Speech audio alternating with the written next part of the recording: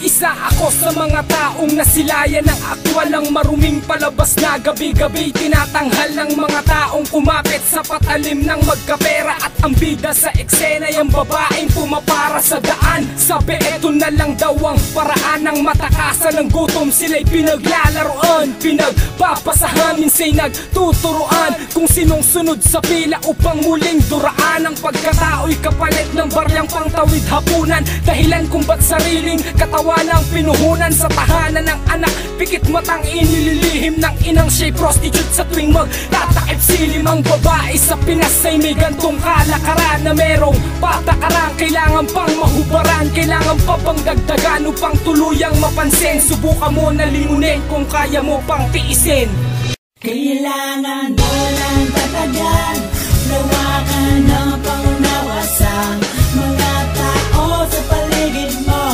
Maliman ang lumusong sa putikan, ang araw ay sisikat din sa iyong daan na napakadilim. Ang haring mo ay malinis, madungis man. May tama. Wala na sa daliri ang bilang ng mga sumugal, dahil di nakapag-aral, ipinusta ang dangal. At mas piniling mag-abang ng parokyanong liliko sa daan na kung saan sarili ang nilalako. Ngumingiting parang baliw sa kagustuhang bumitiw, pero wala siyang magawa kundi magbenta ng aliw. Pinipigil ang patak para lamang matiyak na merong almusal na daratnan sa mesa ang anak. Kaya pumayag na pumasok at pilahan ng ganon, parang pila sa balon, upang makapag-ipon ng sa gayon ay ang anak makaranas na makatapak sa eskwela na malayo na sa kanyang mga yapak. Ang tingin sa prostitute sa Pinas ay marumi, pero ang sakit isiping parame ng parame. Ito mensahe sa mga nakaupo sa itaas, wala bang lunas na magising ang tulog nating batas.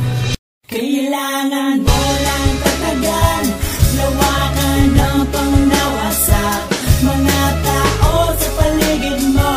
Maliman ang lumusong sa putikan, ang araw ay sisikat din sa iyong daan na napakadilim.